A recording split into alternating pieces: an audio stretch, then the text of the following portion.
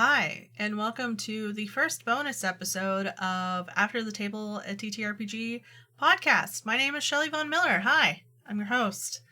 I'm the one doing the interviews all the time. I'm a actual play performer myself. Weird to say that I perform characters online. I act. I improv. It's weird to say because I'm not a trained actor. That's what I'm not a trained actor. I'm a historian by trade. I have a degree in history. I was going to grad school at one point in my life for history. I stumbled into TTRPGs and actual plays by that factor because of COVID. I started D&D during the pandemic, and then I found Critical Role, and I was like, wow, that's really cool. And then I found other people who did things similar to Critical Role, like actual plays, in smaller form or just as large form, and I was really excited about it. I was like, wow, that's really cool. I started following a bunch of people online, and then I found my first casting call, and they were looking for veterans. They were looking for military veterans to do an all-veteran table. And that is where the first episode, actually, of this podcast is from. That is the Apocalypse Keys mini-series that I was part of. I was very excited about that. Outside of the games that I was doing myself, I was just doing D&D with my friends, and we were like, oh, let's do this, let's just record it for our own sakes and stream it for our own sakes. And that's basically what my Dungeons and Dragons, my first campaign that's on YouTube, is about. It's just me and my friends wanting to just record our sessions for ourselves, really. So we're not high production or anything like that. It's very much like, hey, how can we just play a game and kind of commemorate it? If you want to listen to that, it's called Through the Looking Glass, an Exandrian Adventure. It is on YouTube. There's a few episodes missing because they got ate by Twitch, but it's okay. I think those were mostly shopping episodes. I'm the DM over there. I'm the dungeon master. It's my first campaign as a DM, and yeah. Oh gosh, I guess we can go. Let's backtrack. I kind of gave you the nuts and bolts of everything, but so originally, I was not in the TTRPG space. I've never played a TTRPG before 2020. I mean, I guess the only time that I've role played is whenever I did play by text, play by post, in a fandom that shall now be named on this wonderful podcast because we don't fuck with them anymore. But yeah, I made characters and I role played and things like that. And I love writing. I love creating worlds. I love creating characters. I'm writing a novel. It's one of those things. But yeah, I'd always been fascinated with storytelling, but more in the how does history get written down, and how do people look at history? How do people connect with this, as opposed to how do people connect with storytelling? And it wasn't until I started really focusing on what storytelling meant to me, and also reflecting on my degree, things like that. Hey, do I want to stay in grad school? COVID pandemic times were a hell of a time right now. The height of the pandemic, I was just like, mental breakdown. But yeah, I started streaming in 2020, and I was like, how do I do characters and stuff like that? I want to do I want to write and things like that. And they're like, well, my chat was like, hey, have you heard of D&D? Why don't you get into D&D? I was like, what's D&D? They're like, oh, it's Dungeons and Dragons. They showed me. I was like, oh, cool. And then I do what I do, which is Google. I Google the fuck out of stuff. And so I found Critical Role. I found D&D Beyond. I found, all these different sites, all these different creators who make TTRPG content, and I started following them. I started ingesting, different types of TTRPGs, and I became addicted, and I'm still addicted to this day. And yeah, I was just, hell yeah, I'm freaking excited. Then a couple months later, I got into my first D&D campaign.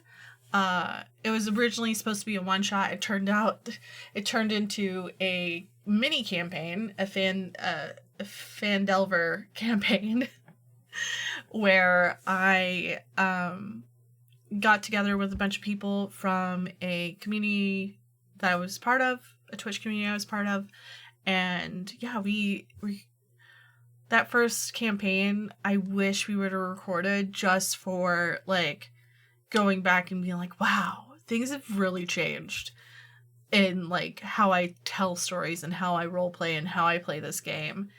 And then we started Dungeon the Mad Mage campaign, and we were like, well, what if we recorded it for ourselves? What if we just, like, we did stream it occasionally, like, I have, like, an episode that I'm able to, like, pull from, but yeah, I loved that campaign. I loved the people that I got to play that game with, and I was like, hey, what if I did a one-shot?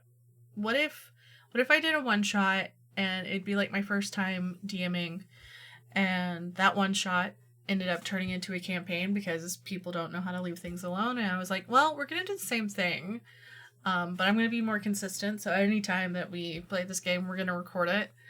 We're going to stream it online. And yeah, we did that. It took like 2.5 years to finish that freaking campaign, but I finally finished it. And it's kind of bittersweet. It's also kind of like a journey in how things have changed in my role play as well through that time. You can tell things have changed, not just streaming wise, but how I role play, how I do voices, how I create characters for my players, how I create scenes, how I, deal with combat and everything like that. And I think that's the one thing that people who are like, well, not everybody needs to record their games. I'm like, well, I want to record my games. I want to, and I think it comes back to being a historian. I want to look back and see how things have changed, to see how things have progressed in that time frame, because, I love that character. I love those people that I've got to play games with. The first outside game was the Apocalypse Keys game, and I was so excited about it. I was like, hell yeah, I've never played this system. It was, Apocalypse Keys was, like, in Kickstarter mode at that point, and so I was like, sweet, we get to play a brand new system. Well, like, it's with powered by the Apocalypse, but, like, a brand new system, and I get to, have a fun time with people who have a similar background as me. And so, yeah, like a bunch of veterans. Of course, it's one of those things, whenever you're in a veteran group, there's usually just like one woman there that's like, I'm just happy to be here, guys. I was in the military too. Yeah. But yeah, and that kind of pushed me to different APs, so I got to do like a bunch of one-shots and mini-series and long-term campaigns, and like that's what got me like doing that veteran game over on Rainbows and Razor Blades. Got me to do a Dragonbane game with over on Rainbows and Razor Blades, which got me to meet a lot of people to do Vampire the Masquerade, and I got to do a couple one-shots and everything like that elsewhere. It's really nice. oh god, and to think like it started because somebody in chat was just like, why don't you play D&D? Have you ever thought about playing D&D? I'm like, fuck yeah, I want to play D&D. And I guess that leads to right now with After the Table. And again, going back to my history degree, I love hearing about people's stories. I love the tradition of the oral history.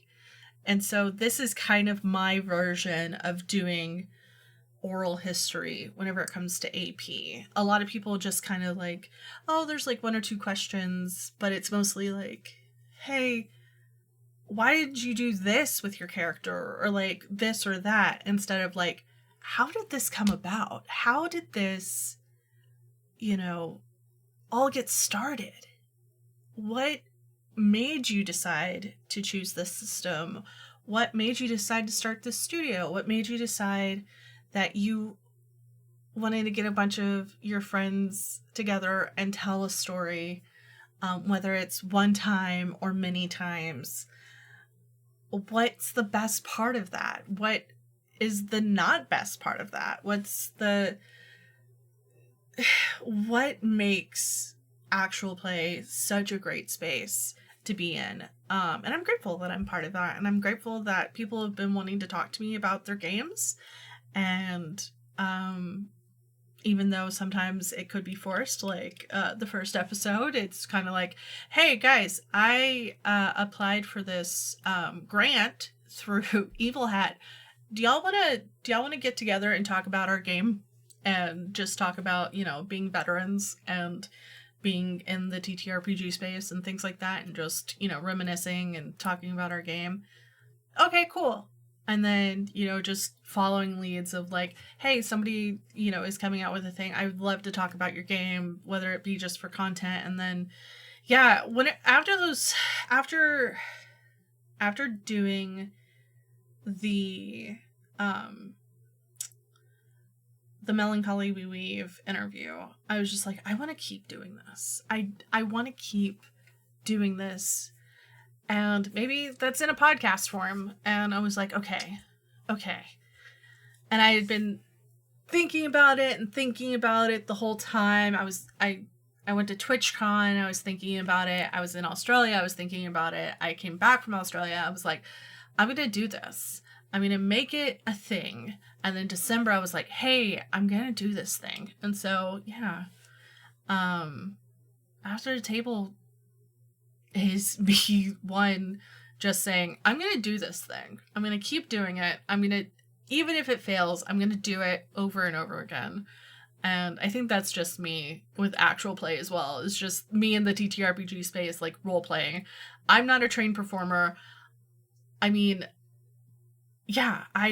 It's the same with me in drag. If y'all don't know, I do drag and burlesque. That's why my thing is like, your favorite drag queen turned GM. It's like, I am a drag queen. I stumbled into drag because I wanted to find an outlet that wasn't writing whenever I was in grad school. So I was like, performing is the best way to like get creative. So yeah. Just learning as I went, and that's the same with content creation for me. I've been making content since 2008 on some platform or another, and just stumbling along. If people want to know what's the secret to success, I don't know. I just stumble along and hope to God it works. And some people that also probably will agree with me. Well, I think that's enough. I think that's good for a first bonus episode. If there's something that you want to hear about on bonus episodes, please let me know. You can comment on Spotify. You can also comment on YouTube, at me on any social media platform. And yeah, I would love to hear your suggestions, your feedback, who you would like to see on the show. If you are an actual play that would love to talk about their game, please hit me up. I've been emailing plenty of people. I'm about to be like, DMs. If I can't find emails, I'm DMing, which is crazy. For me, not for you, for me. But yeah, with all that being said, thank you for everybody who's been listening to After the Table. I greatly appreciate it. And I will see you on the internet. Goodbye.